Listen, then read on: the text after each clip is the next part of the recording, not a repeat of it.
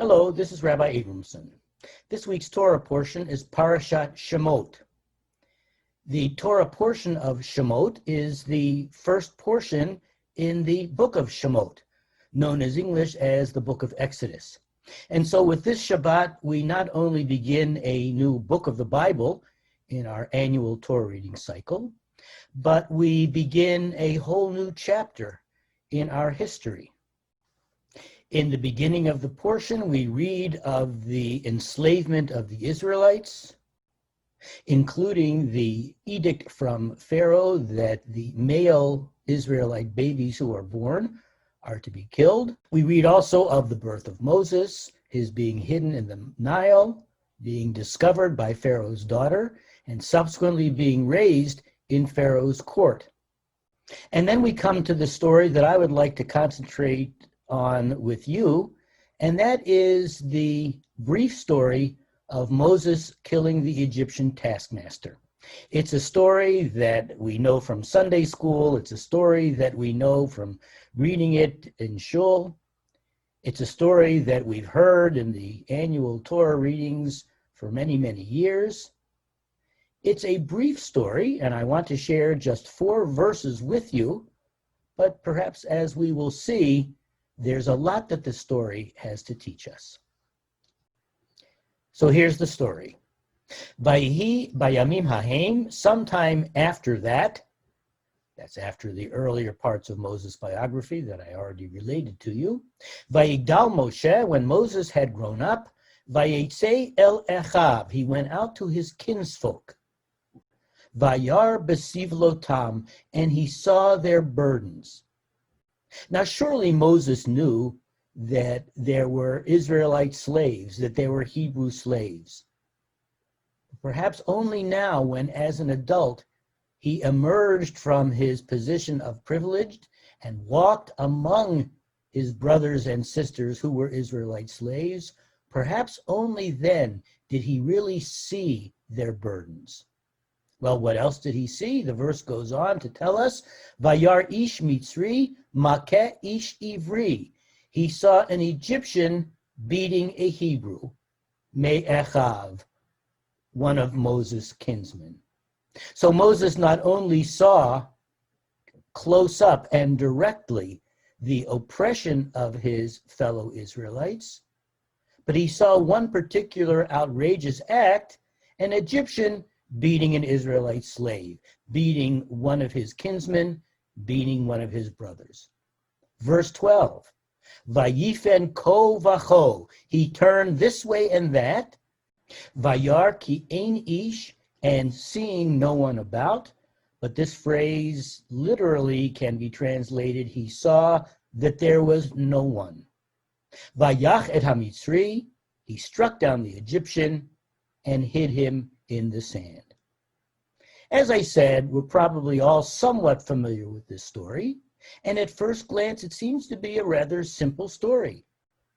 Moses sees the oppression of his fellow Israelites acted out in dramatic form in this particular act of oppression, an Egyptian beating an Israelite, and in this fit of righteous indignation, Moses kills the Egyptian and hides him in the sand. Let's continue with the second 2 verses in the story. Vayetze bayom hasheni, when he went out the next day, v'hinei shnei anashim ivrim nitzim, he found 2 Hebrews fighting. Vayomer la rasha, he said to the offender, lama takere echa, why do you strike your fellow? So apparently this fight between 2 Hebrew slaves was not simply an argument and was not simply an argument between 2 equals. The last phrase in the verse suggests to us that the fight had become physical, had become physically violent, and the second to last phrase in the verse suggests that one of the 2 parties was unfairly fighting with the other. To put it in contemporary terms, one was picking on the other. And so, Vayomer la Rasha, Moses said to the offender, Moses said to the one who perhaps was beating the other, Lama takere echa, why do you strike your fellow? Vayomer, he retorted. That is, the Hebrew who was beating the other Hebrew retorted, Mi samacha leish sar v'shofet aleinu. Who made you chief and ruler over us? Halohorgeni ata omer? Are you talking about killing me? Ka'asher harata et hamitzri, as you killed the Egyptian? With this, Vayira Moshe, Moses was frightened, Vayomar, and he said to himself, Achen noda hadavar, then the matter is known. In the following verses, we read that the incident becomes known to Pharaoh, who decides he's going to kill Moses, and so Moses is forced to flee. So what's going on in this story? I already used the phrase righteous indignation, and surely Moses was filled with righteous indignation when he saw this particular incident of an Egyptian oppressing an Israelite. But what was the Egyptian doing? Let's look in particular at this phrase, Vayar ish mitzri makeh ish ivri. It's translated here as, he saw an Egyptian beating a Hebrew. The verb makeh can be translated as beat, but it can also be translated as kill. But here, at least at first glance, it appears that all the Egyptian was doing was beating the Israelite slave. Now, I'm not defending that behavior. Of course it's not appropriate behavior. Of course it's oppressive behavior. But is it a capital crime? Did the Egyptian deserve to be killed for beating the Israelite slave? And now let's look closer at verse 12. Vayifen ko vacho, he turned this way and that. Vayar ki ein ish, and seeing no one about, he struck down the Egyptian and hid him in the sand. So at first glance, Moses' killing of the Egyptian really is quite problematic. With no due process, with no trial, with no verdict, Moses, at least at first glance, appeared to take the law into his own hands and perhaps to unjustifiably kill the Egyptian.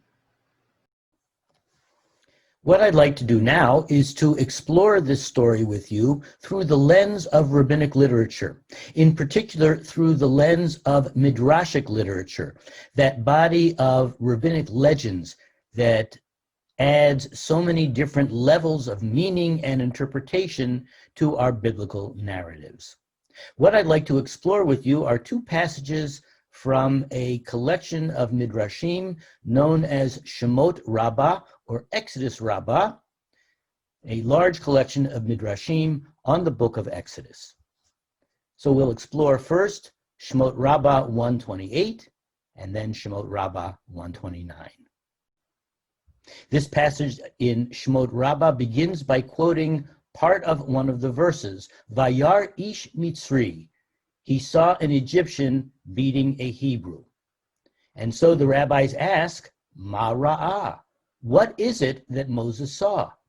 Amru Rabotenu Zichronam Livracha, our teachers of blessed memory say, Nogsim hayu min hamitzriim v'shotrim mi Yisrael. There were taskmasters among the Egyptians and officers from the Israelites. Noges memuneh al asara shotrim, one Egyptian taskmaster appointed over 10 Israelite officers.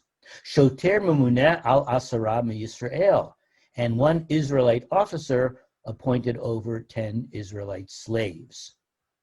Vahayu hanogsim holchim levatei hashotrim bahashkama lohotzian limlachtan likriyat hagever.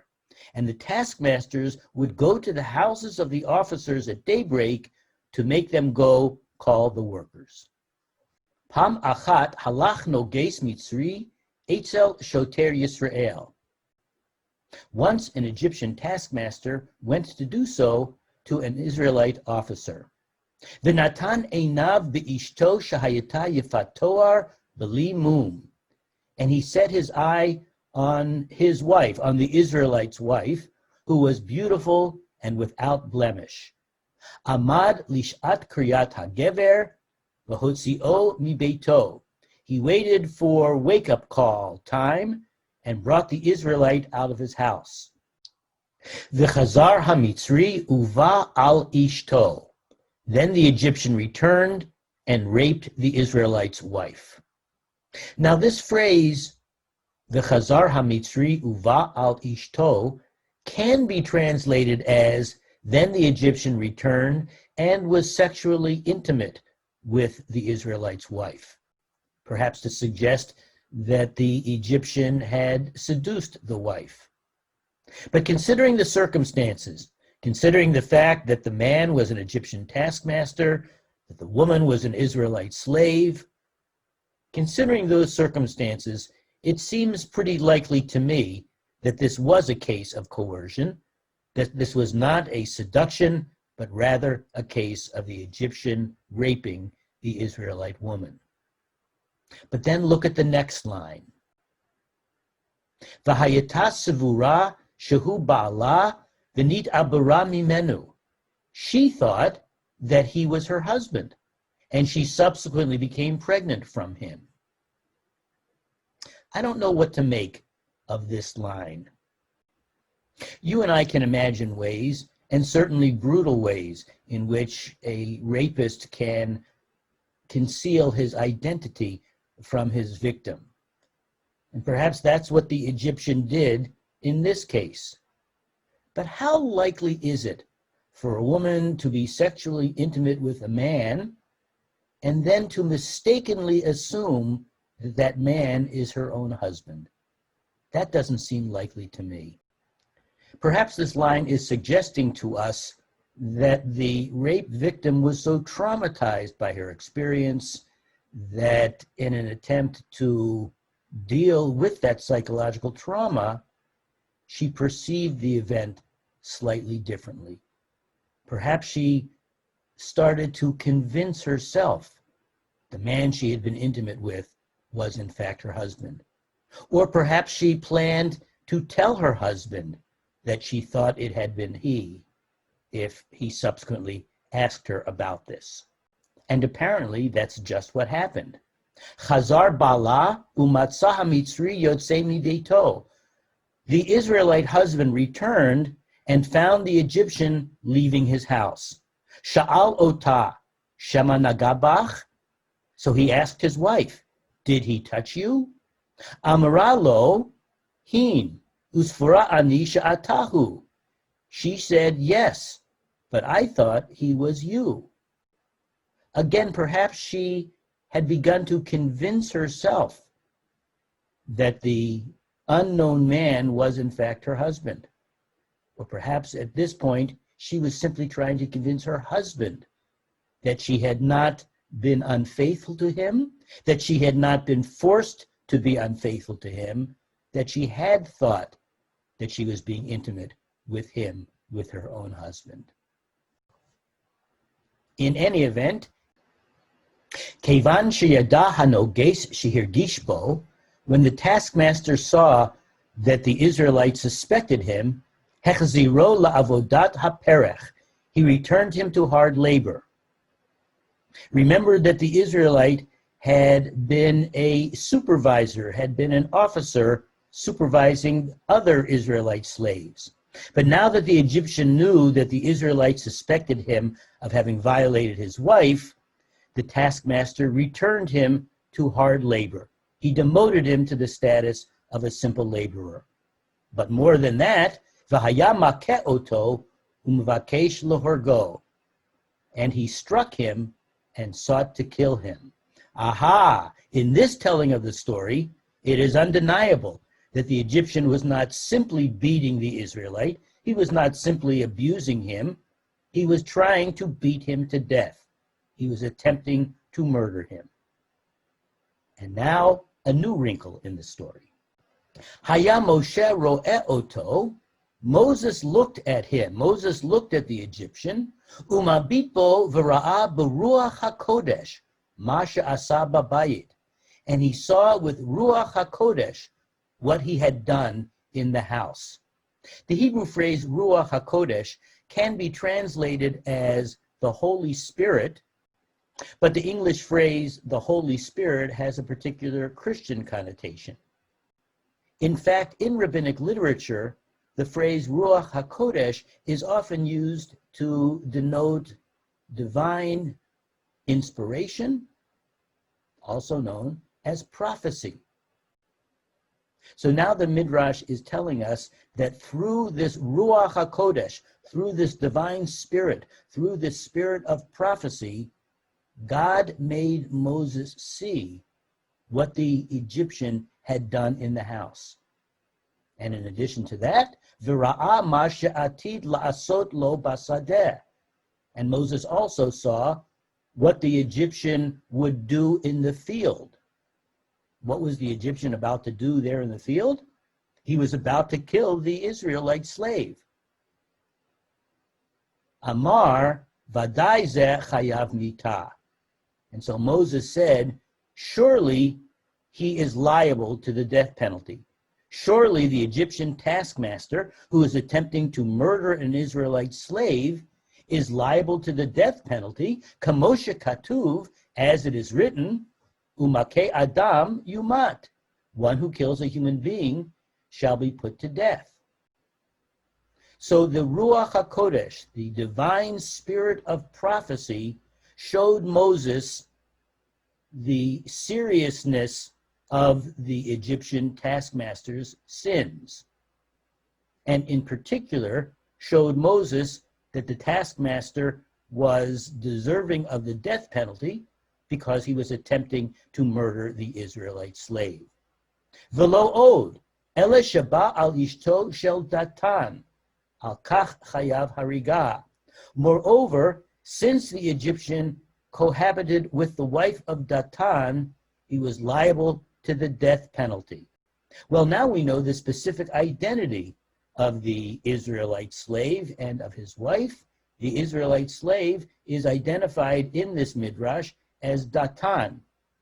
We will get to know Datan and Aviram a little bit later in a few Torah portions to come, because Datan and Aviram will be among the co-conspirators in Korach's rebellion against the leadership of Moses and Aaron. And so the Midrash tells us that Datan, about whom we'll learn more later on, is in fact the husband of the Israelite woman who was raped by the Egyptian taskmaster.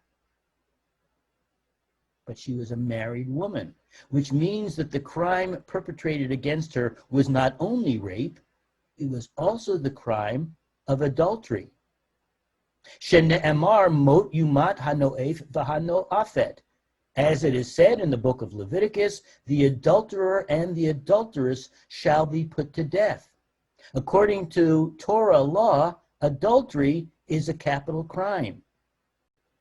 And now, through the divine spirit of prophecy, Moses has seen the two capital crimes that the Egyptian had committed in one case and was trying to commit in the other case. V'haino dichtiv vayifen ko v'cho v'gomer. And that is why it is written in our story, and he turned this way and that way. Ra'a me'asa lo babayit u'me'asa lo basadeh. Moses turned this way and that way, and he saw what he had done to the Israelite at home, namely violating his wife, and what he was doing to him in the field, namely attempting to murder him. And so through the divine spirit of prophecy, Moses saw both capital crimes associated with the Egyptian taskmaster, the crime of adultery and the crime of murder. And so we can conclude from this part of the Midrash that God wanted Moses to know the extent of the Egyptian taskmaster's crimes. God wanted Moses to know that the Egyptian taskmaster was deserving of the death penalty.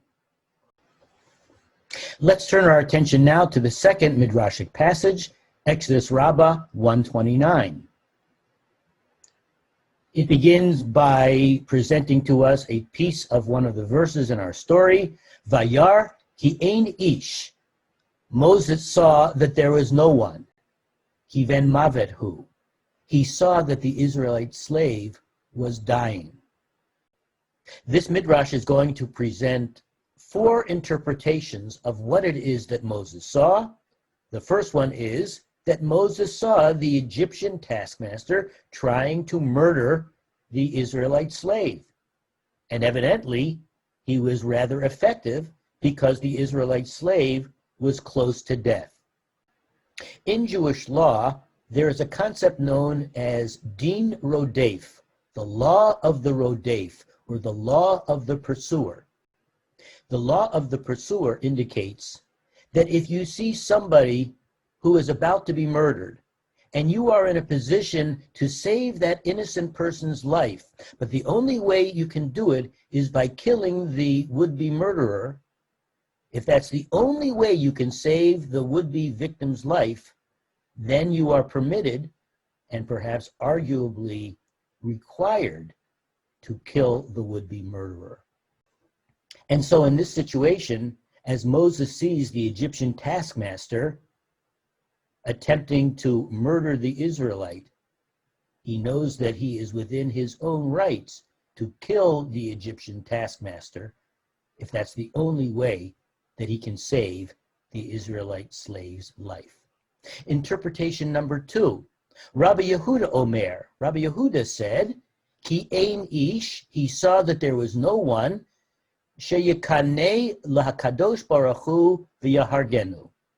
He saw that there was no one who would be zealous for God and slay him, and slay the Egyptian taskmaster. Remember that in the Exodus story, the issue is not only the enslavement or the freedom of the Israelites. As the Exodus story unfolds, the Exodus from Egypt, the liberation of the Israelites, really is a vindication of the God of Israel over the gods of the Egyptians.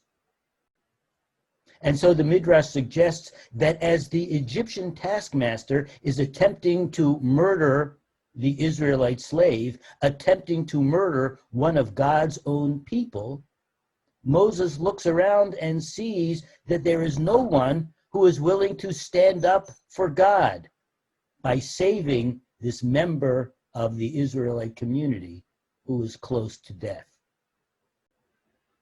And so Moses decided, if no one else is going to be zealous for God, then I have to do that. Interpretation number 3, Rabbi Nehemiah Omer. Rabbi Nehemiah said, Ra'a she'ein mi sheyazkir alav et Hashem v'yahargenu. He saw that there was no one who would mention over him God's ineffable name and slay him. In the ancient world, people believed that if one said certain mystical words in a certain way, those words could have magical effect. And one example is reciting the holy name of God. I should pause at this point in this story to explain that one of God's names, one of the Hebrew names of God that we read very, very frequently in the Torah, which is spelled Yud, Hey, Vav, and then Hey, well, we don't know what the real pronunciation of that name is. That name, which is known in Hebrew as the Shem HaMeforash, or in English as the ineffable name, was considered so holy that its pronunciation out loud was forbidden to anybody except the Kohen Gadol, except the high priest in the ancient Israelite community. And the high priest could pronounce this holy name of God only on Yom Kippur, the holiest day of the year, and only when he went into the Kodesh HaKadashim, the Holy of Holies, the holiest spot in the temple. And on that holy day, in that holy moment, that holy man, the Kohen Gadol, would pronounce aloud the name of God, the way Yud, Hey, Vav, and Hey were to be pronounced. And any other time that one would mention Yud, He, Vav, He, instead of uttering out loud the forbidden pronunciation, we would use a substitute name, namely Adonai, which means my Lord or my Master. So Adonai is a substitute for the holy name of God, whose recitation, again, was permitted only to the Kohen Gadol, only in the Kadosh HaKadoshim, only on Yom Kippur. Except there remained this belief, at least among some people in the ancient Israelite community, that if one did recite that name aloud, it would have the magical power of killing another human being. But Rabbi Nehemiah says that Moses saw that there was no one who had the courage, who had the commitment to pronounce God's ineffable name, and in so doing, slay the Egyptian taskmaster. The fourth explanation, V'Rabbanan Amrei, and the sages said, Ra'a she'ein tochelet shel tzadikim omdot heimenu, v'lo mizar'o ad sof kol hadorot. The sages said that Moses saw that there was no hope that righteous people would arise from him or his offspring until the end of many generations. Another moment of prophecy in which Moses was given a glimpse into the future of this Egyptian taskmaster. And what did he see in this person's future? Nobody of any particular nobility. As bad as he was, as evil a person as he was, there were no children or grandchildren or great-grandchildren in this person's future who would somehow balance the evil of his own life. So at this point in the Midrash, Moses, it appears, has 4 grounds on which to kill the Egyptian taskmaster. He saw that the Israelite was dying. In other words, the Egyptian taskmaster was a would-be murderer. And Moses saw that there was nobody who was willing to kill the taskmaster in the interest of saving the life of the Israelite slave. Second, Moses saw that there was no one who would be zealous for God and slay the taskmaster on behalf of God, so to speak. Moses saw that there was no one who would pronounce the ineffable name of God and thereby slay the Egyptian. And finally, God gave Moses a glimpse into the future of this Egyptian, and Moses saw that there was nothing in this man's future that justified his continued existence. So Moses had abundant grounds on which to slay the Egyptian taskmaster, but according to this midrash, he still couldn't quite bring himself to act. Kevan shira'a Moshe kach nimlach b'malachim v'amar lehem chayav ze hariga. So when Moses saw all of this, when Moses saw all the grounds on which he could justifiably kill the Egyptian taskmaster, he took counsel with the angels and said to them, "This man deserves death. Do you agree?" Amru lo hin. And the angels said, "Yes, we concur. This man is deserving of death. Your killing of this Egyptian taskmaster will be justified." Hadahu dichtiv, hence it is written, Vayar ki ein ish, he saw that there was no one, sheyilamed alav zechut, who would say a good word for him. Not even the angels spoke up in favor of the Egyptian taskmaster. Even the angels agreed that he was deserving of death. And therefore, Vayach et Hamitzri, he struck down the Egyptian. One last question for the Midrash to ask and answer. Bameh harago, with what did he kill him? Well, there are 3 explanations. The first 2 involve violence. Rabbi Evyatar Amar, Hikahu be'agrof. Rabbi Evyatar said, he hit him with a fist. V'yesh omrim, magrifa shel tit natal v'hotzi et mocho. And others say that he took a clay shovel and cracked his skull. So two possible acts of violence to explain how it was that Moses killed the Egyptian. But here's the third explanation. The Rabbanan Amre, and the rabbis say, Hiskir alav et Hashem v'harago. The rabbis say that Moses pronounced God's name over the Egyptian, just as the Midrash had alluded to, and thereby killed him. Shene'emar hal hargeni ata omer, for it is said, the following day, one of the Israelites said to Moses, are you talking about killing me? Notice that the text doesn't say that the Israelite said, are you going to kill me as you killed the Egyptian the other day? Or are you thinking about killing me as you killed the Egyptian the other day? But rather, are you talking about killing me? And so that leads the rabbis to conclude that Moses killed the Egyptian through a word. What was the word? The ineffable name of God. Moses pronounced that powerful name aloud, and with that, the Egyptian died.